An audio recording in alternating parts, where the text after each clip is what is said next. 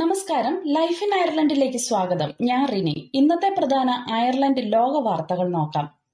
അയർലൻഡിൽ ഈ ആഴ്ച ചൂട് കൂടും. ഹീറ്റ് വേവ് ആണോ എന്ന് മെറ്റെയറിന്റെ വിശദീകരണം.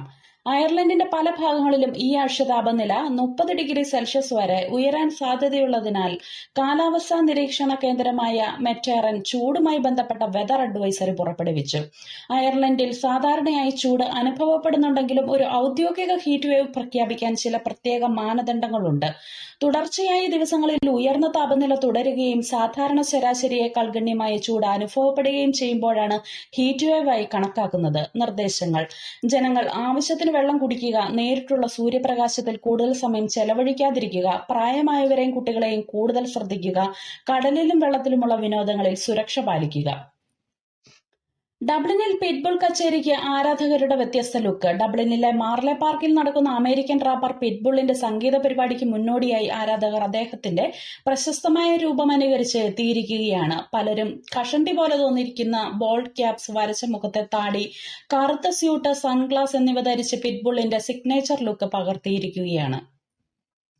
ഷെയ്ൻ ഒഫാരലിന്റെ കുടുംബം ബെയിൽ നിയമ പരിഷ്കരണം ആവശ്യപ്പെട്ടു. ഹിറ്റ് ആൻഡ് റൺ അപകടത്തിൽ മരിച്ച ഷെയ്ൻ ഒഫാരലിന്റെ കുടുംബം അയർലൻഡിലെ ബെയിൽ നിയമങ്ങളിൽ മാറ്റം വേണമെന്ന് ആവശ്യപ്പെട്ടു. ഗുരുതര കുറ്റകൃത്യങ്ങൾ ചെയ്ത വ്യക്തികൾക്ക് ജാമ്യം ലഭിക്കാത്ത രീതിയിൽ കൂടുതൽ കർശനമായ നിയമങ്ങൾ വേണമെന്നാണ് കുടുംബത്തിന്റെ ആവശ്യം.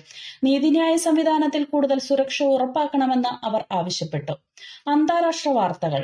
അമേരിക്ക ഇറാൻ സംഘർഷം വീണ്ടും രൂക്ഷം. സ്ട്രെയ്റ്റ് ഓഫ് ഹോർമുസ് മേഖലയിലുണ്ടായ ടാങ്കർ ആക്രമണങ്ങൾക്ക് മറുപടിയായി അമേരിക്ക ഇറാനിലെ ചില ലക്ഷ്യങ്ങളിൽ സൈനിക ആക്രമണം നടത്തിയതിന് പിന്നാലെ സംഘർഷം വർദ്ധിച്ചു. അമേരിക്കൻ ആക്രമണങ്ങൾക്ക് മറുപടിയായി ഇറാന്റെ റവല്യൂഷണറി ഗാർഡ്സ് ബഹ്റൈനിലെയും കുവൈറ്റിലെയും അമേരിക്കൻ സൈനിക കേന്ദ്രങ്ങൾ ലക്ഷ്യമിട്ടതായി അറിയിച്ചു. ഇതോടെ മേഖലയിൽ കൂടുതൽ സൈനിക സംഘർഷ സാധ്യത വർദ്ധിച്ചിട്ടുണ്ട്. ഇറാനിലെ ബാണ്ടർ അബ്ബാസ് തുറമുഖത്ത് വൻ തീപിടുത്തം. അമേരിക്കൻ വ്യോമാക്രമണങ്ങൾക്ക് ശേഷം ഇറാനിലെ പ്രധാന തുറമുഖ നഗരമായ ബാണ്ടർ അബ്ബാസിൽ വലിയ തീപിടുത്തമുണ്ടായി. അമേരിക്കൻ ആക്രമണത്തിൽ ഇസ്ലാമിക് റവല്യൂഷണറി ഗാർഡ് കോർപ്സിന്റെ ചെറിയ നിരവധി ബോട്ടുകൾ ലക്ഷ്യമിട്ടതായി US സെൻട്രൽ കമാൻഡ് അറിയിച്ചു. ഇറാൻ തിരിച്ചടിയായി അമേരിക്കൻ സൈനിക കേന്ദ്രങ്ങൾ ലക്ഷ്യമിട്ടതായി അറിയിച്ചു. ഇറാൻ ഇറാഖ് വ്യോമപാത ഒഴിവാക്കാൻ EU നിർദ്ദേശം. നിലവിലെ സംഘർഷ സാഹചര്യത്തിൽ ഇറാനും ഇറാഖിനും മുകളിലൂടെ വിമാന സർവീസുകൾ നടത്തരുതെന്ന് European union aviation safety agency വിമാന കമ്പനികൾക്ക് നിർദ്ദേശം നൽകി. കൂടുതൽ സൈനിക നടപടികൾ ഉണ്ടാകാനുള്ള സാധ്യത കണക്കിലെടുത്താണ് ഈ മുന്നറിയിപ്പ്. ഇറാനുമായുള്ള ധാരണ അവസാനിച്ചതായി Trump. American president Donald Trump ഇറാനുമായുള്ള യുദ്ധം അവസാനിപ്പിക്കാൻ ഒപ്പുവെച്ച ഇടക്കാല ധാരണ ഇനി നിലവിലില്ലെന്ന് പറഞ്ഞു. ഇറാൻ വീണ്ടും അമേരിക്കൻ കേന്ദ്രങ്ങൾ ആക്രമിച്ചതിന് പിന്നാലെയാണ് അദ്ദേഹത്തിന്റെ പ്രതികരണം. ട്രംപ് പറഞ്ഞു, ഇനി അവരുമായി ചർച്ച ചെയ്യാൻ താൽപര്യമില്ല. ഇതോടെ അമേരിക്കയും ഇറാനും തമ്മിലുള്ള സമാധാന ചർച്ചകൾ കൂടുതൽ സങ്കീർണമാവുകയാണ്. ഉക്രൈനിൽ റഷ്യൻ ആക്രമണം തുടരുന്നു. റഷ്യ നടത്തിയ രാത്രികാല ആക്രമണങ്ങളിൽ ഉക്രൈനിൽ കുറഞ്ഞത് 2 പേർ കൊല്ലപ്പെടുകയും നിരവധി പേർക്ക് പരിക്കേൽക്കുകയും ചെയ്തു. അമേരിക്കൻ പ്രസിഡന്റ് ട്രംപും ഉക്രൈൻ പ്രസിഡന്റ് വ്ളോഡിമിർ സെലൻസ്കിയും തമ്മിലുള്ള കൂടിക്കാഴ്ചയ്ക്ക് മുന്നോടിയായിട്ടാണ് ആക്രമണം ശക്തമായത്. വെനിസ്വേല ഭൂകമ്പം. വെനിസ്വേലയിലുണ്ടായ ഇരട്ട ഭൂകമ്പങ്ങൾക്ക് ശേഷം ഒരു രക്ഷപ്പെട്ട വ്യക്തി തന്റെ അനുഭവം പങ്കുവച്ചു. താൻ ജോലി ചെയ്തിരുന്ന കെട്ടിടത്തിന്റെ അവശിഷ്ടങ്ങൾക്കിടയിൽ ഒരാഴ്ചയോളം കുടുങ്ങിയ ശേഷം രക്ഷപ്പെട്ടത് ജീവിതത്തിലെ അത്ഭുതമാണെന്നാണ് അദ്ദേഹം പറഞ്ഞു. ഇനി അയർലൻഡ് വാർത്തകൾ. അയർലൻഡിലെ ഗ്രീൻ ഹൌസ് ഗ്യാസ് എമിഷൻസ് വീണ്ടും കുറഞ്ഞു. എൻവയോൺമെന്റൽ പ്രൊട്ടക്ഷൻ ഏജൻസി പുറത്തുവിട്ട പുതിയ കണക്കുകൾ പ്രകാരം 2025 അയർലൻഡിലെ ഗ്രീൻ ഹൌസ് ഗ്യാസ് എമിഷൻസ് 2.2% കുറഞ്ഞു. 2018 അപേക്ഷിച്ച് ഇപ്പോൾ എമിഷൻസ് 14% കുറവാണ്. തുടർച്ചയായ 4ാം വർഷമാണ് എമിഷൻസ് കുറയുന്നത്. കാലാവസ്ഥാ ലക്ഷ്യങ്ങൾ കൈവരിക്കാൻ ഇതൊരു പ്രധാന മുന്നേറ്റമാണെന്ന് EPA അറിയിച്ചു.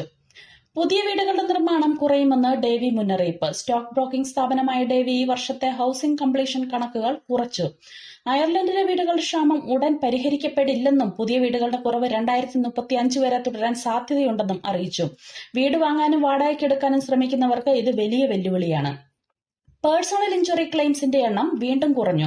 ഇഞ്ചുറീസ് റെസൊല്യൂഷൻ ബോർഡ് പുറത്തുവിട്ട 2 റിപ്പോർട്ടുകൾ പ്രകാരം അയർലൻഡിൽ പേഴ്സണൽ ഇഞ്ചുറി ക്ലെയിംസ് എണ്ണം കഴിഞ്ഞ വർഷവും കുറഞ്ഞു. COVID-19 മുമ്പുള്ള കാലയളവിനെ അപേക്ഷിച്ച് ഇപ്പോൾ ക്ലെയിംസിന്റെ എണ്ണം 1/3 കുറഞ്ഞിട്ടുണ്ട്. മെട്രോലിങ്ക് പദ്ധതി പൂർത്തിയാക്കാൻ 10 വർഷം വരെ എടുക്കാം.